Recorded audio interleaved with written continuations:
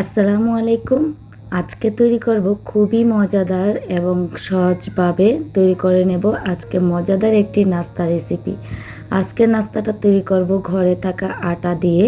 কিভাবে সহজভাবে তৈরি করা যায় আর এই নাস্তাটা বাচ্চাদের টিফিনে কিংবা ইফতারিতে অথবা সকাল বিকাল নাস্তা হিসেবে তৈরি করে নিতে পারেন। তো আমি একটি বাটিতে 2 কাপ আটা নিয়েছি, তারপর পরিমাণ মতো লবণ আর সামান্য একটু তেল দিয়ে ডো তৈরি করে নেব। তার জন্য আমি এখানে গরম বা হালকা গরম কুসুম পানি দিয়ে ডোটাকে তৈরি করে নিচ্ছি। তো এখন হাত দিয়ে আমি খুব ভালো করে মাখিয়ে তারপর ডোটাকে তৈরি করে নেব।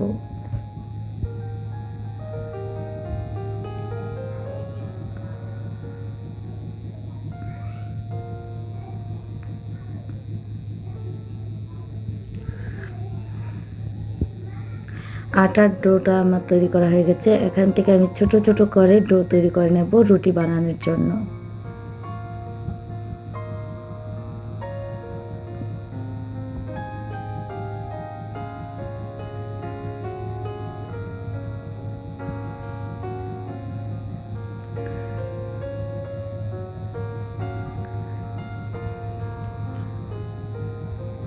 তো ছোট ছোট রুটি বানানোর জন্য আমি ডো তৈরি করে নিয়েছি। এখন রুটি বানাবো। আর আমরা সাধারণত ঘরে যেভাবে রুটি বানাই ঠিক সেভাবে রুটিটা বানাবো, তবে চেষ্টা করব একটু ঘরে বানানো রুটি থেকে একটু ছোট সাইজের করে রুটিটা তৈরি করার জন্য, আর একটু পাতলা করে রুটিটা তৈরি করে নেবেন। তো হয়ে গেছে আমার রুটি। তো আমি রুটিটা আপনাদেরকে দেখাচ্ছি কীরকম পাতলা হয়েছে, দেখতে পাচ্ছেন। তো এভাবে সবগুলো রুটি আমি তৈরি করে নেব।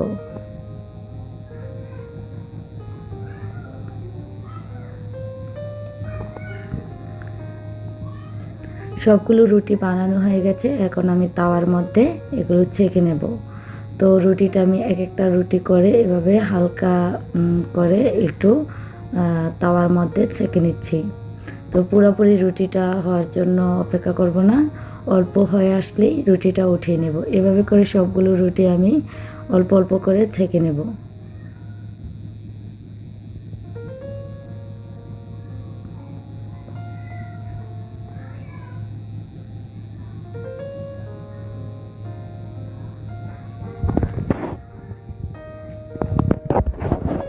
তো আমি রুটিগুলো ছেঁকে নিয়েছি।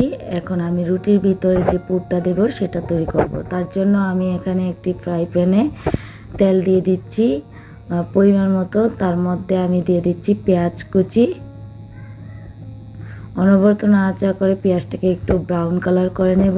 তার মধ্যে আমি দিয়ে দিব একটা ম্যাগি মশলার প্যাকেট, অথবা আপনারা ধনিয়া গুঁড়া অথবা জিরা গুঁড়া দিয়েও তৈরি করতে পারেন, অথবা সামান্য একটু গরম মশলা দিতে পারেন যদি আপনাদের কাছে ম্যাগি মশলাটা না থাকে। তো আমি এখানে ম্যাগি মশলা প্যাকেট থেকে 1 প্যাকেট ম্যাগি মশলা দিয়ে দিচ্ছি।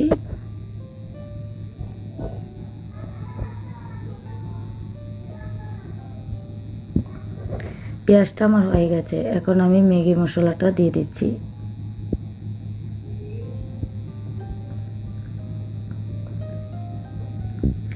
এখন দেব পরিমাণ মতো লবণ। এখন দিচ্ছি আমি ভাজা জিরা গুঁড়া 1 চামচের মতো। এখন আমি দেব আলু। এখানে যে আলুটা দিচ্ছি সেটা আমি 4-5টা আলু সিদ্ধ করে তারপর আলুটাকে আমি ভালো করে চটকে নিয়েছিলাম, সে আলুটাকে আমি দিয়ে দিয়েছি। এখন মশলার সাথে আলুটাকে ভালো করে কিছুক্ষণ কুক করব। আলুটা কিছুক্ষণ কুক করার পর আমি দিয়ে দিচ্ছি কাঁচামরিচ। এখানে কাঁচামরিচ কুচি দিয়েছি, আপনারা যে যেমন ঝাল পছন্দ করেন সে অনুযায়ী দিয়ে নিতে পারেন। তারপর আমি একটু ভালো করে আরও কিছুক্ষণ কুক করে নিয়েছি। হয়ে গেছে আমার আলুর পুরটা। এখন আমি রুটির ভিতরে কিভাবে দেব সেটা আপনাদেরকে দেখাচ্ছি।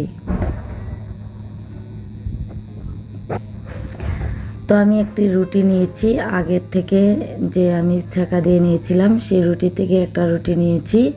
সেই রুটির এক সাইডে আমি আলুর পুরটা দিয়ে দেব। তো দেখতে পাচ্ছেন আমি কিভাবে দিচ্ছি। তো আলু পুরটা দেওয়ার পর এর মধ্যে আমি ডিম সিদ্ধ গ্রেট করে দিয়ে দেব। দিচ্ছি আমি এখানে ডিম সিদ্ধ করা। তো আপনারা চাইলে কিন্তু এখানে চিজ দিতে পারেন, যাদের হাতের কাছে চিজ থাকবে না সেটা স্কিপ করবেন, আর যদি চিজ থাকে তাহলে চিজ দিয়ে নেবেন। এইভাবে করে আমি সবগুলো রুটি তৈরি করে নেব।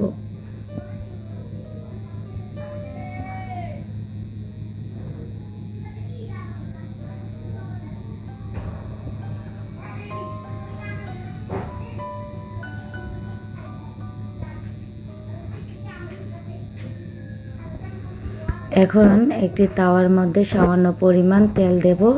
তেলটা হালকা গরম হয়ে আসলে রুটিগুলো আমি পরোটার মতো ভেজে নেব।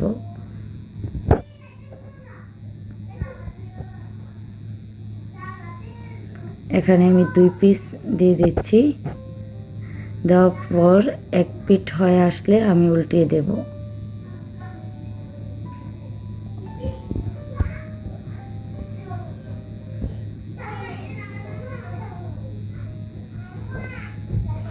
হালকা একটু চাপা দিয়ে দিচ্ছি যাতে করে সুন্দরভাবে নিচের সাইডটা হয়ে যায়।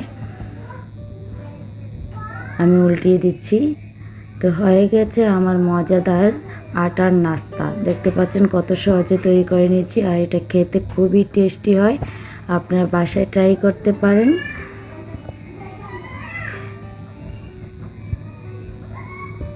এভাবে করে সবগুলো আপনারা তৈরি করে নেবেন।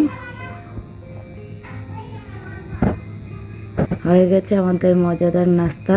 এখন পরিবেশন করে আপনাদেরকে দেখাবো। এই যে এখান থেকে আমি একটা ভেঙে দেখাচ্ছি। এটা এক ধরনের স্যান্ডউইচের মতো হয়েছে, আর এটা খেতেও ভীষণ মজা হয়েছে। বাচ্চারাও খুব পছন্দ করবে। আপনারা বাসায় ট্রাই করবেন। আজ এই পর্যন্ত, সবাই ভালো থাকবেন। আল্লাহ হাফেজ।